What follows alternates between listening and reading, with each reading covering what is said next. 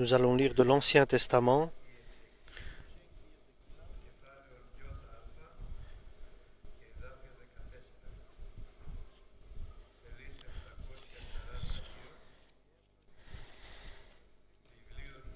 Nous allons lire du livre de Ézéchiel, chapitre 11 et verset 14.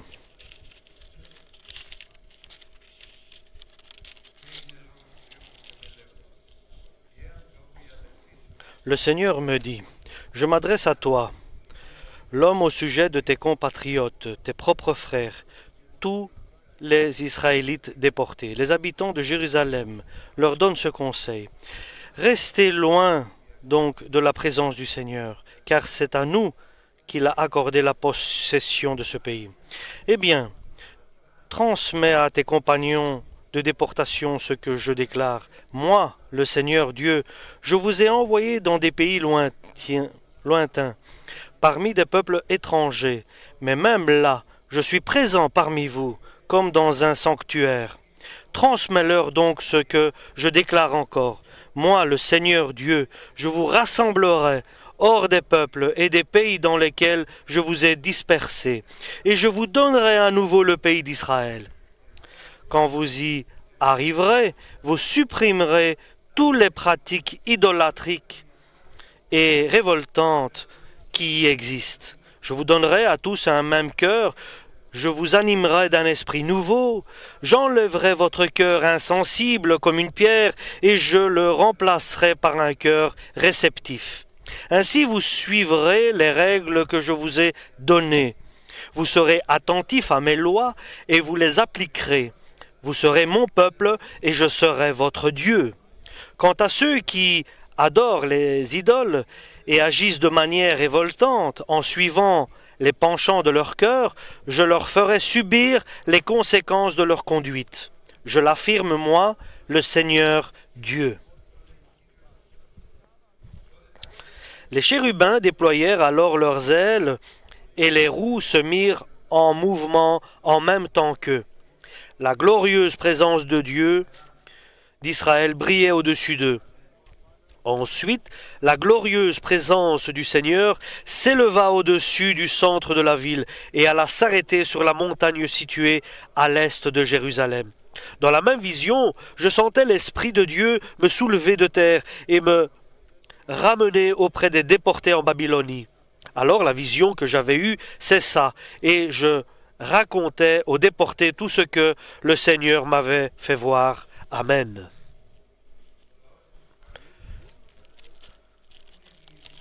Le peuple d'Israël est divisé. C'est Dieu qui l'a divisé.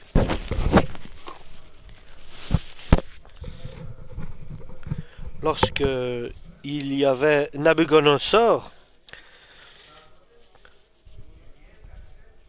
à l'époque de Nabuchodonosor, le peuple d'Israël a été déporté en Babylone, dans la terre des Chaldéens. Là, à la terre des Chaldéens, ils ne sont pas restés seuls. Dieu était avec eux sur cette terre. Et Dieu leur a dit, maintenant, dans cette terre où vous êtes, pendant 70 ans, 70 ans, vous serez là et vous allez planter et récolter. Après, vous reviendrez à Jérusalem. Et bien sûr, tous ces exils étaient douloureux, avec beaucoup de souffrance. Et cet exil a éduqué le peuple d'Israël. Parce que Dieu a permis que cela se fasse par le roi Nabuchodonosor, parce que dans le peuple d'Israël, il y avait de l'idolâtrie. Et Dieu est intervenu de cette manière-là pour abolir l'idolâtrie et a envoyé en exil tout Israël en Babylonie.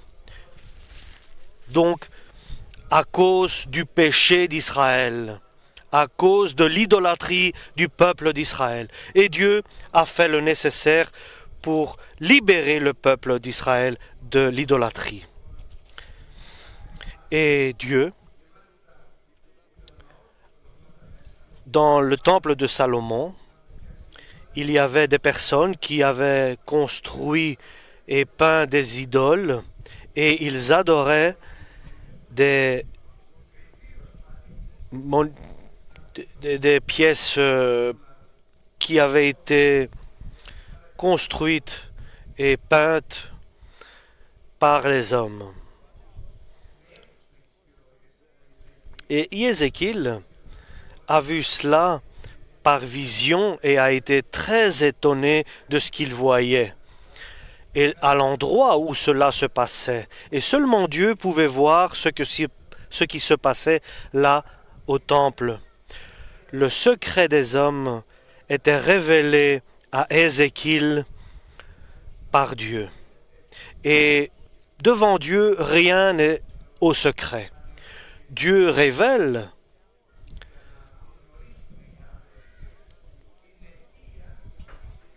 à Ézéchiel la raison pour laquelle Dieu agit de la sorte et déplace le peuple d'Israël vers la Babylonie par un exil forcé. Et il y a eu la parole de Dieu qui a été annoncée à Ézéchiel. Tes frères qui sont à Jérusalem, les hommes de ta famille, toute la famille d'Israël, ce sont eux, pour eux, cela a été fait, l'exil a été fait pour eux, pour qu'ils puissent revenir vers leur Dieu, pour qu'ils soient corrigés de leur erreur.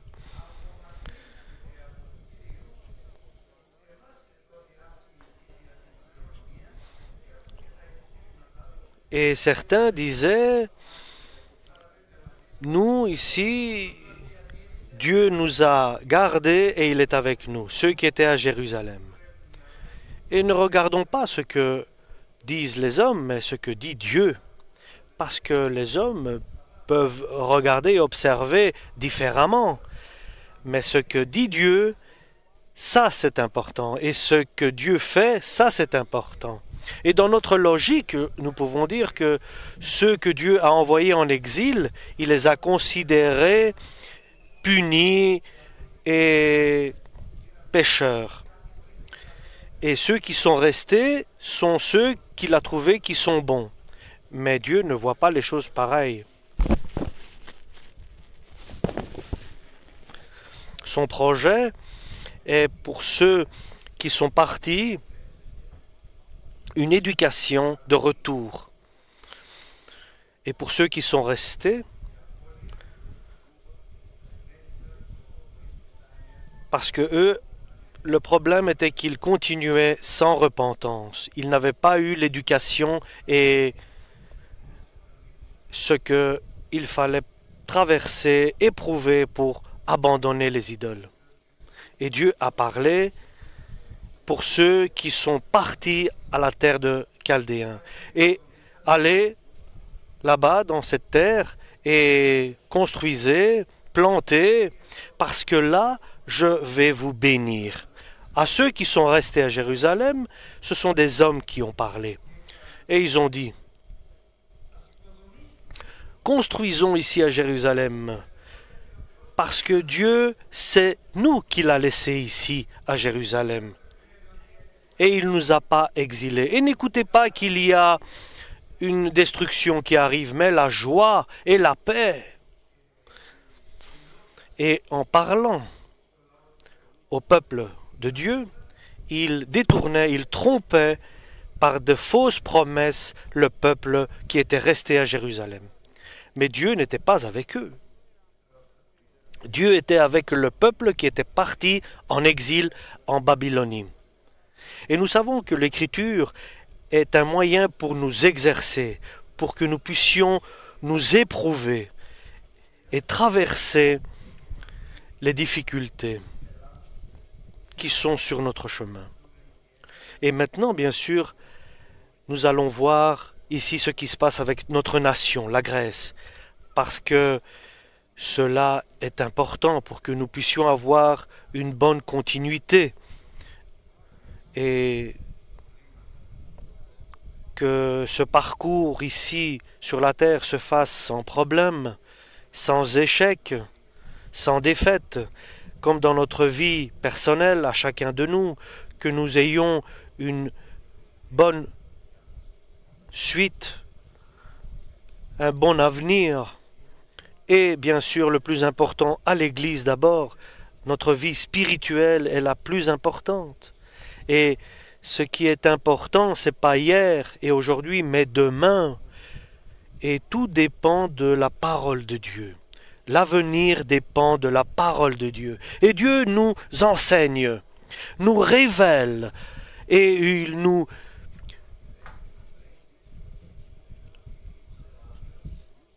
exerce.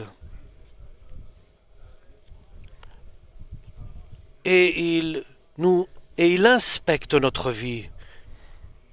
Et il sonde la vie de chacun.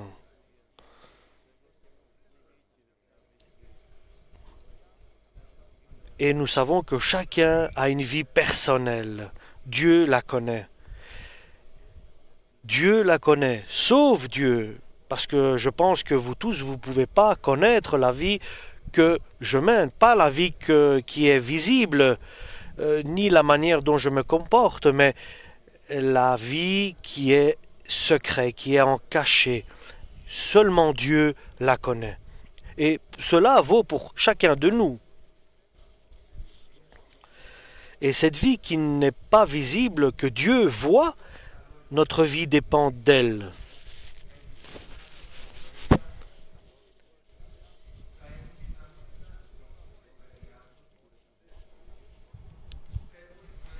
Et ce n'est pas ce que je dis, ce qui est important, mais ce que je fais et ce que me demande de faire le Saint-Esprit. C'est pour cela Dieu, en contradiction avec ceux qui étaient restés à Jérusalem, ceux qui n'ont pas été en exil, ceux qui sont restés donc sans être exilés, ce que ces gens pensaient, ce que ce reste d'Israël pensait, était contraire à la volonté de Dieu. Et ils espèrent en quelque chose de meilleur, mais ce sera le contraire. Et la suite sera tragique pour eux, et ils vont être exterminés. Donc aujourd'hui, le message, chers frères et sœurs, c'est de sonder avec prière ce que Dieu voit et ce qui est au plus profond de nous-mêmes, au fond de notre cœur, et que nous puissions examiner avec attention les symptômes, ce qui nous avons à l'intérieur de nous. Donc Dieu ici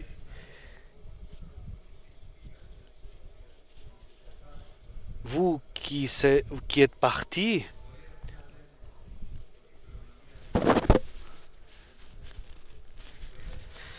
ils disent, vous êtes partis, nous, Dieu nous a laissés ici à Jérusalem et nous allons grandir, nous allons évoluer, nous multiplier. Mais c'est le contraire ce qui va arriver. Oui, Dieu a dit que je les ai amenés loin, je les ai déportés.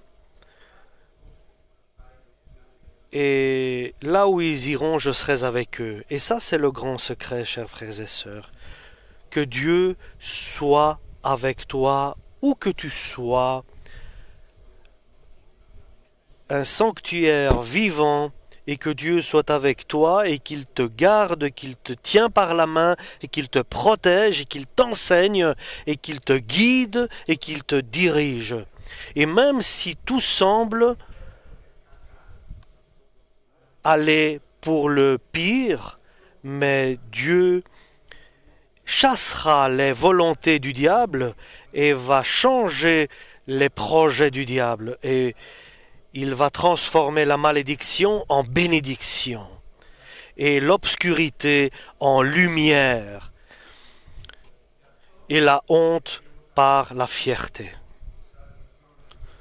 Et que Dieu soit avec nous, alléluia, que Dieu soit avec chacun de nous dans notre vie personnelle, dans notre vie spirituelle, alléluia. Et que le Saint-Esprit soit avec nous tous et qu'il nous sanctifie. C'est pour cela, parce que moi je serai petit, abaissé, là, et je traverserai des difficultés, des souffrances, mais moi je vais vous ramener là où je vous ai dispersé, dit Dieu. Chacun va être réuni, rassemblé. Pour nous, bien sûr, c'est autour de Jésus-Christ. Il va rassembler son peuple et il va prendre son Église. Et où que nous soyons, un par un, je vous rassemblerai dans mon Église, dans ma communauté. Là où je vous ai dispersé, là où je vous ai envoyé, je vous ramènerai dans ma maison. Et ça, chers frères et sœurs, nous prions pour cela. Si Jésus est pour toi un sanctuaire, il va rassembler toute ta famille. Et si le Christ dans l'Église est le sanctuaire, il va rassembler tous ceux qui ont la volonté et qui aiment Dieu de venir se rassembler tous ensemble comme des frères. Et combien est important que nous ayons une bonne continuité, une bonne suite. Si Jésus est le sanctuaire qui sanctifie dans l'Église, alors nous allons avancer avec la volonté de Dieu et sans crainte, sans agonie, en se soumettant en tout point à sa parole, même si cela nous paraît dur et même au-dessus de nos moyens. Et Jésus est celui qui sauve, et nous le croyons.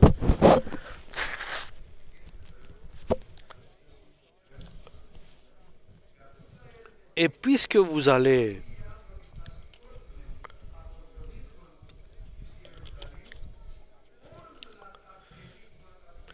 et là où vous serez à Jérusalem, vous qui êtes restés à Jérusalem, ces gens que j'aurai envoyés vont nettoyer Jérusalem.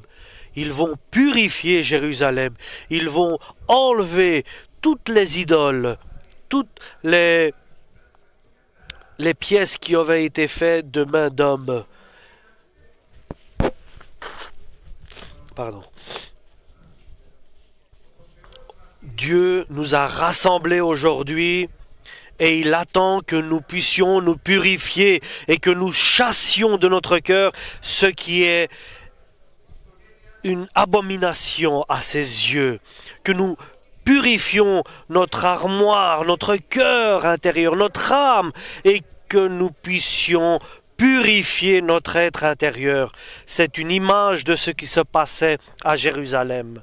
Les Chaldéens sont venus et ils ont purifié Jérusalem en chassant tous ceux qui étaient des idolâtres et tous les monuments dédiés aux idolâtres et les statues qui étaient des idoles. Tout a été rasé, détruit. Alléluia. Et nous savons que le peuple de Dieu peut réussir lorsque Dieu est avec nous. Et cela doit être d'abord dans notre cœur, avec notre famille d'abord. Dieu, s'y est avec nous, nous pouvons réussir dans cette unité. Et c'est Dieu qui crée cette unité. Et nous devons d'abord nous purifier. Et Dieu apporte l'unité dans la famille. Et alors je mettrai un nouveau esprit et je vais briser votre cœur qui est dur et je vais vous donner un cœur réceptif. Parce que notre cœur, qui est celle qui nous trompe et qui nous ment, elle ne se corrige pas, seulement elle change. Dieu nous donne un nouveau cœur, et pas seulement une fois, tout le temps. Dieu nous change le cœur. Il enlève ce cœur de pierre, ce cœur qui est abîmé, et il nous donne un cœur nouveau. Et qu'il nous fasse une nouvelle personne, un nouveau être. Et seulement alors, nous pourrons marcher à ses commandements et mettre en pratique ses recommandations. Et alors, seulement eux qui font cela sont le peuple de Dieu. Alléluia! Voilà ce qui est important. Je veux être un membre de la famille de Dieu, et que je sois son peuple, et que ma famille, et que l'église où nous sommes soient les membres de Dieu. Alléluia, la famille de Dieu. Et que Dieu intervienne dans notre cœur, et que Dieu soit glorifié, son nom soit glorifié. Et ceux dont le cœur ne se purifie pas, et qui restent sur leur chemin et qui ne se purifient pas des idoles, de l'idolâtrie, Dieu rendra pour le mal qu'ils font. Et deux personnes, un entend et met en pratique la volonté de Dieu, il se purifie par le sang de Jésus-Christ, et je purifie ma mauvaise conscience par le sang de Jésus. Par quoi que ce soit qu'elle soit impure, Dieu me purifie par son sang, par le sang de son Fils Jésus-Christ. Et moi et ma famille, nous serons alors purs. Et toute l'Église sera purifiée par le sang de Jésus. Que notre cœur soit purifié, comme Jérusalem a été purifiée. Alléluia, que nous soyons aussi propres. Alléluia, sanctifiés, purifiés. Et alors nous pourrons être prêts pour recevoir l'éducation, l'enseignement de Dieu. Et béni, je te bénirai, et je vais te grandir, je vais te multiplier, je vais évoluer ta nation. Et Ézéchiel est allé avec ceux dont il allait les bénir.